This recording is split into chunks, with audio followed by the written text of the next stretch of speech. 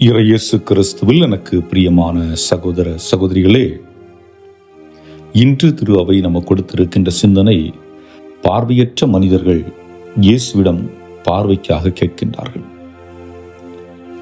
பார்வையற்ற மனிதர்கள் என்று சொல்லுகின்ற பொழுது கண்களால் பார்க்க இயலாதவர்களாக இருக்கலாம், இன்னொன்று தன்னுடைய இதயத்தாலும் பார்க்க இயலாதவர்களாக இருக்கலாம்.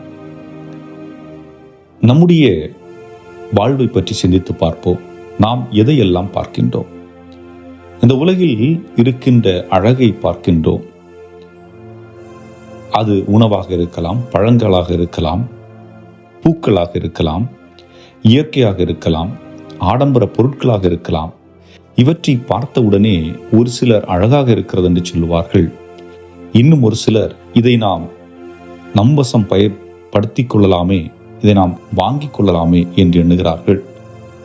இப்படி வெளிப்புற அடையாளங்கள், வெளிப்புற அழகான தோற்றங்களை வைத்து அவைகளை தங்களுக்குரியதாக மாற்றுவதற்கு முற்படுகின்றார்கள். ஆனால் அகப்பார்வை என்பது இன்னும் சற்று ஆழமானது.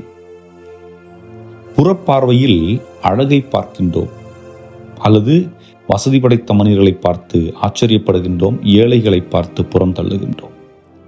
நோயிற்றிருக்கின்ற மனிதர்கள் அருகிலே செல்வதற்கு நாம் கடினப்படுகின்றோம்.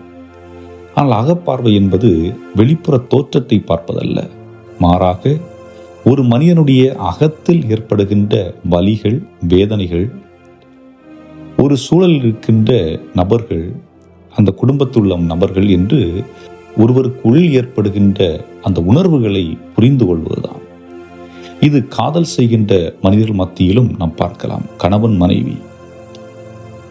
மனைவி ஒருவரை ஒருவர் புரிந்து கொள்கின்றார்களா என்பதை பார்வையில் வைத்து பார்க்கலாம். கணவன் தன்னுடைய விருப்பம் மட்டுமே நிறைவேற வேண்டும் என்று மனைவியை அடிமைப்படுத்தினால் அதுவும் பார்வையற்ற நிலை. அல்லது மனைவி கணவனுடைய உணர்வுகளை புரிந்து கொள்ளாமல் தன்னுடைய எண்ணங்கள் மட்டுமே செயல்படுத்தப்பட வேண்டும் என்று எண்ணுகின்ற பொழுது அவளும் பார்வையற்றவளாக இருக்கின்றாள். ஆக இங்கே பார்வை என்பது ஒருவருடைய அகத்தை புரிந்து கொள்வது, ஒருவருடைய உணர்வுகளை புரிந்து கொள்வது.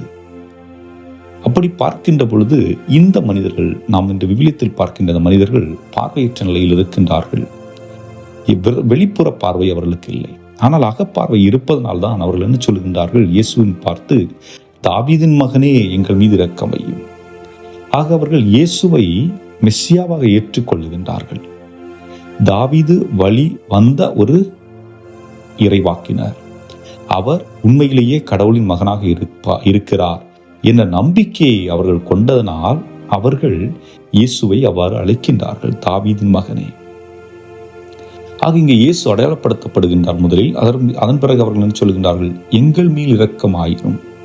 அப்படி என்றால் நாங்கள் பாவிகளாக இருக்கின்றோம், நாங்கள் பார்வையற்ற நிலையில் இருக்கின்றோம், அகப்பார்வையும் இல்லை, புறப்பார்வையும் இல்லாமல் இருக்கின்றோம், எங்களுக்கு பார்வை கொடும், நாங்கள் தெளிவு பெறுவதற்கு எங்களுக்கு உதவி புரியும் என்று அவர்கள் கேட்பதை நாம் பார்க்கின்றோம்.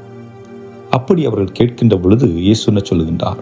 நீங்கள் பார்வை பெற விரும்புகிறீர்களா என்றால் இயேசு இங்கு முதல் முயற்சியை எடுக்கவில்லை, மாறாக அவர்களிடம் கேள்வி கேட்கின்றார். நீங்கள் விரும்புகிறீர்களா? நீங்கள் விரும்பினால் நான் செய்கிறேன். அவர்கள் என்ன சொல்லுகின்றார்கள்? ஆம் ஆண்டவரே, நாங்கள் பார்வை பெற விரும்புகிறோம் என்று சொல்லுகின்றார்கள். அப்பொழுது ஆண்டவர் இயேசு கிறிஸ்து அவர்களுக்கு பார்வை கொடுத்து, இதை யாரிடம் சொல்ல வேண்டாம் என்று சொல்லுகின்றார்.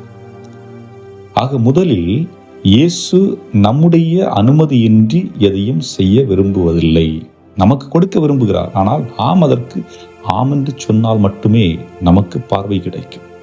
நான் இங்கே பார்வை என்று சொல்வது கண் பார்வை அல்ல, மாறாக அகப்பார்வை, மற்ற என்னுடைய குடும்பத்தில் உள்ளவர்களுடைய உணர்வுகளை புரிந்து கொள்ளக்கூடிய பார்வை. ஏனென்றால் அது மிக முக்கியம். ஒரு குடும்பம் மகிழ்ச்சியாக வாழ வேண்டும் என்றால் அந்த குடும்பத்தில் இருக்கின்றவர்கள் மற்றவர்களுடைய உணர்வுகளை புரிந்து கொண்டிருக்க வேண்டும்.